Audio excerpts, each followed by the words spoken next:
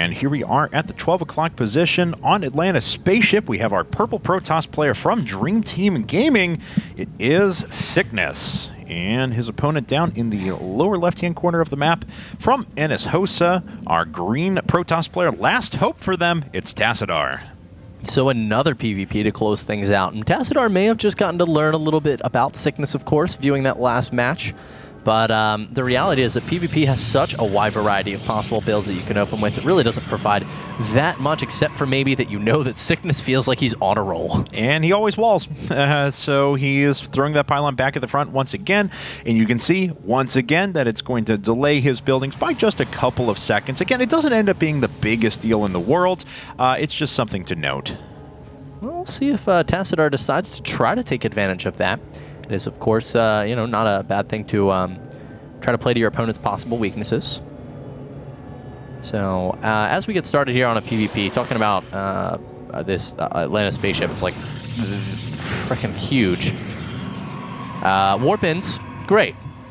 Robotech, great if you're playing defensively.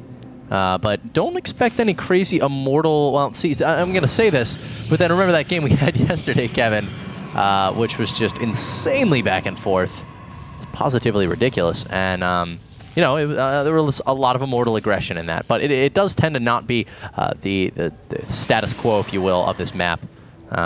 Immortals, you know, they're pretty slow, and this map is the largest two-player map we have. And this probe is really trying to get in and do some damage. Down to just 2 hit points, and looks like it's just barely going to be able to get out of there because now it's recovering shields. I know the particle beam can shoot further than that. I am 100% sure that's possible. Well, let's see here. Double gas coming up for Sickness again. A little bit earlier double gas than we saw last time. Still before Cybernetics Core, though, so he's still... all the things that we normally say about double gas before Cyber Core still apply.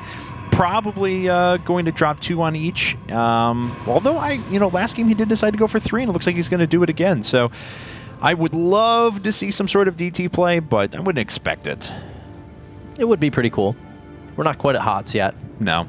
DT Shrine's still very expensive. Yeah, 150 after the latest Heart of the Swarm patch.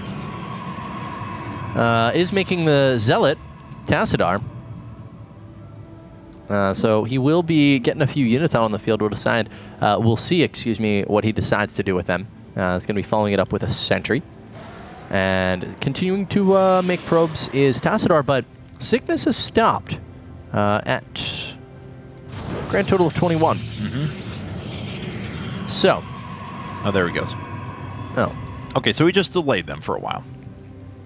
Needed those minerals so he could drop down second gateway, it appears. Interesting choice there. Sentry, waste of force field. But, of course, I mean, that's not that big of a waste because you keep your opponent out. And, all right, a Stargate's coming up for Tassadar now. And you'll be able to reaccumulate energy before any sort of a big push pops up. So, good play there. Did Tassadar... I think he did, though. Did Tassadar chrono boost that gateway? So, either way, I mean, gets the Sentry out, but Stargate play isn't too difficult to guess in this situation, of course, with the Sentry play. You want to make sentries when you are going to... when you're going to be... excuse me, you're like holding your ramp off. So, that's why you really won't want to kill the probe. It's obvious you don't want to let scouts in, especially if you make a second sentry, which Tassadar, yeah, he's making a second sentry as well. So, Sickness at home, I mean, he's going to be going for the Robo here. I guess he doesn't have the strongest of reads here, but moving out with the Stalkers right now, we'll see what he can get done with this map control it's going to offer him. Well, this is pretty close to his build last game, and there is certainly the possibility that it'll expand right after this and then immediately drop down 5 gateways. Yeah. Because that's what we saw last time, and he tried to put on the 1 immortal pressure, and it ended up working out pretty well. This is a much different scenario, though, and now the sentries have to regen a little bit of energy. They still have a pretty good position. How far did those Stalkers make it up? Okay, not enough to actually see these the Stargates. Stalkers should try to poke up momentarily once again. Here they come, and he doesn't see it. Yep, still out of vision, and the 2 Phoenixes are starting to fly across the map. With these Stalkers here, you can note that there's not as many forces around, and it looks like Tassadar could have actually hidden that probe for a while, it appears. Oh, all right, Phoenix come in, and Oh my goodness, that force field is... Tassadar hates his life right now. Yeah, that's actually a disaster for him because now he can only pick up one of these, whereas he could have possibly gotten 2 kills. And looks like he will be able to tear after these eventually as the first Stalker goes down, but that's still a huge waste of energy there. 150 energy gone to only grab 1 Stalker, and you kind of gave up the surprise of your position. Yep. So immediately we see another gateway thrown down for Sickness. He wants to make sure he can make as many Stalkers as possible to deal with the Phoenix harass.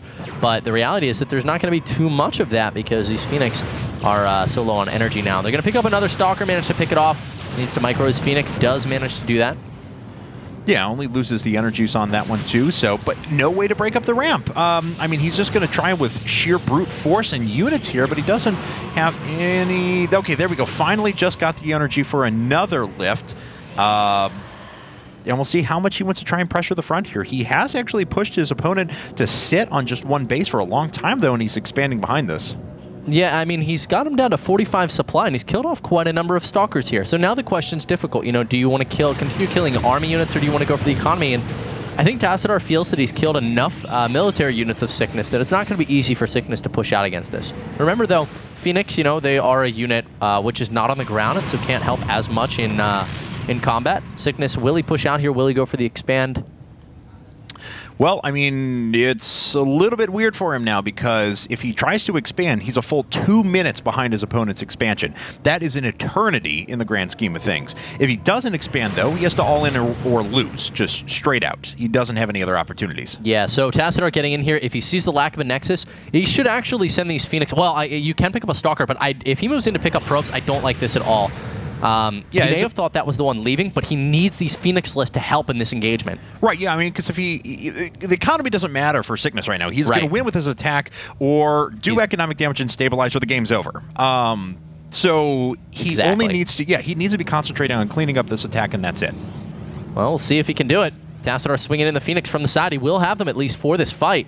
It's going to be tough, though. His units are on the high ground. The Stalkers blinking up.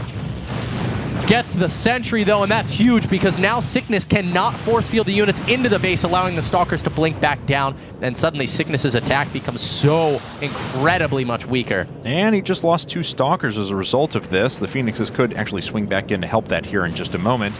And really, all Tassadar needs to do is just survive. Not great control, though, and he actually allows the Stalkers to get out of there. So his control hasn't been the best, even though his decision-making has been quite good so far. Somehow doesn't lose any of those Phoenix. Yeesh. All right. Well, it could be a similar situation where these Stalkers blink up in there. They pick off 2 Phoenixes right away, and they're actually going to get the 3rd. So Sickness has been pretty efficient with these so far. He's going to wait for this blink timer to go down again. Smart blink onto the low ground. Hopefully, that one too. Never mind, that one's dead. He's just going to get a scout with it. Oh, no, and yeah, it did die. It does die. Thank God. Tassadar, I mean, if he hadn't killed a Stalker there, I'd be very upset. Tries to get some Zealots in. Nice fort. Look at those Zealots. They were like, that was a sick freeze move. Look at this, though. Stop. Sickness has actually found a way, not to equalize yet, but he does have even bases with his opponent. Sickness is actually up in workers right now. And he's actually just queued the crap out of his Nexuses, too. So he is in an economically equal position to his opponent. And, in fact, his robotics bay tech is even a little bit farther along. Yeah, the only advantage I can really throw to Tassadar right now, he does have 3 Immortals, about to be 4. He has a better army, that's true.